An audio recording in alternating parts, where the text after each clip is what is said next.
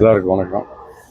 சூலூர் தொகுதி வேட்பாளராக என்ன தமிழ்நாடு வெற்றி கழகத்தின் சார்பாக தளபதி அறிவிச்சிருந்தார். பொதுச்செயலாளர் ஆனந்தனுக்கும் இது மூலமாக நன்றி தெரிவிச்சுக்கிறேன். என்னை வேட்பாளராக இப்போ அறிமுகமாகி வேட்புமனு தாக்கல் இப்போ முடிச்சுட்டு வந்திருக்கேன். எங்களோட வெற்றி உறுதி செய்யப்பட்ட ஒன்று. தளபதி எப்போ கட்சி ஆரம்பித்தாரோ அன்றைக்கே தமிழ்நாட்டை அடுத்ததாக இந்த 26 அவர் தான் ஆட்சி அமைப்பாருங்கிறது பொதுமக்களோட எண்ணமாக இருந்துச்சு. அதை நிறைவேற்றுறதுக்கு உண்டான ஒரு சந்தர்ப்பம் இந்த எலெக்ஷன். இந்த எலெக்ஷனில் திராவிட முன்னேற்ற கழகத்தோட ஆட்சியை இதோட முடிவு கொண்டு வரணுங்கிறது மக்களோட எண்ணமாகவும் இருக்குது, நம்ம தளபதியோட எண்ணமாகவும் இருக்குது. அந்த வகையில் இந்த எலெக்ஷன் ஒரு பெரிய தமிழ்நாடு இதுவரைக்கும் எதிர்பார்க்காத ஒரு தேர்தலாக தான் இருக்கும். அந்த அளவுக்கு ஒரு புதிய வந்த உடனேயுமே ஆட்சி அமைக்கிற அளவுக்கு பொதுமக்களுக்கு சப்போர்ட்டோடு சேர்ந்து நாங்கள் ஆட்சி அமைக்கங்கிற நம்பிக்கை இருக்குது. மிகப்பெரிய எழுச்சி பொதுமக்களிடம், இளைஞர்களிடம், இளம் பெண்களிடம் இருக்குது. அதை சரியான ஒரு வழிமுறைப்படுத்தி கொண்டு போய் இந்த ஏப்ரல் 23 ஓட்டு பதிவு அன்னைக்கு மிகப்பெரிய ஒரு ஓட்டு பூத்துலேயே காலைல 6 மணிக்கு எல்லாரும் நிற்கிற அளவுக்கு அந்த அளவுக்கு ஒரு எழுச்சியோடு இருக்காங்க.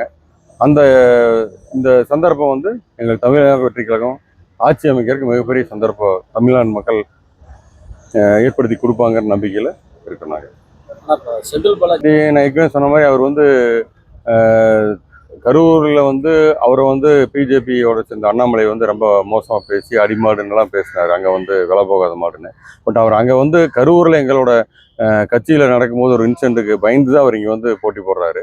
அந்த பயம் அவருக்கு இருக்குது. அந்த பயத்தை வெளிக்காமிக்கிறதுக்கு என்னை முதலமைச்சர் போட்டி போட சொன்னாருங்கிறாரு. அப்படி ஒரு அவசியமே இல்லை. தைரியமான நான் அங்கே கரூர்லேயே போட்டி போடுறேன்னு சொல்லாமல் இங்கே போட்டி போடுற அவசியம் இல்லை. இன்னொரு காரணம் என்னென்னா, இங்கே ஈஸியாக சம்பாதிக்கலாம். கோயம்புத்தூர் மக்கள் ரொம்ப கொஞ்சம் தாராள மனசு இருக்கிறவங்க, அதை வச்சு சம்பாதிக்கிறவங்க திரும்ப இங்கே வந்துருக்காரு. கரூரில் அந்தளவுக்கு சம்பாதனை இருக்காது. இங்கே எல்லா தொழிலுமே இங்கே இருக்குது. இன்னொன்று டெவலப்மெண்ட் ஆகிட்டு வருது தொழில்துறையில். கோயம்புத்தூர், சென்னைக்கு அடுத்தது கோயம்புத்தூர் தான். அது மான்செஸ்டருங்கிற ஒரு பேரும் இருக்குது. அதுக்கு காரணம் அந்த அளவுக்கு நம்ம கோயம்புத்தூர் மக்கள் ரொம்ப வெளிப்படைத்தன்மையான ஒரு யதார்த்தமான நம் மக்கள். அதை அவர் பயன்படுத்தி காசு சம்பாதிக்கிறதுக்காக இங்கே வந்திருக்காரு. இருக்கிற அத்தனை பாரு அவங்க கண்ட்ரோலில் தான் இருக்குது. இப்போ நீங்கள் பார்த்தீங்கன்னா சூலூர்லேயே லாஸ்ட்டு கவர்மெண்ட் முடியும் போது 3 எஃப்எல்ட்டுக்கு பர்மிஷன் கொடுத்துருக்காங்க. அது இருக்கிற இடமே அதுக்கு உண்டான ரைட்ஸான இடம் கிடையாது. பஸ் ஸ்டாண்டுக்கு எடுத்து மாதிரியும் இங்கே கோயில் பக்கத்துலேயும் எந்த ஒரு அந்த ரூல்ஸும் ஃபாலோ பண்ணாமல் தான் கடை வச்சுருக்காங்க. இந்த சூலூர் டு சூலூர் பிரிவு போகிற வழியில் பார்த்தீங்கன்னா அவ்வளோ பார் கல்யாண மண்டபம் மாதிரி வச்சு நடத்துகிறாங்க. இங்கே வலிக்கிறதுக்கு உடனே வேலுமணிக்கு எடுத்த மாதிரி நின்று நிற்கலாம். அவர் நின்று போட்டி போட சொல்லுங்களேன் பாப்பா, செய்ய மாட்டார் அவர்.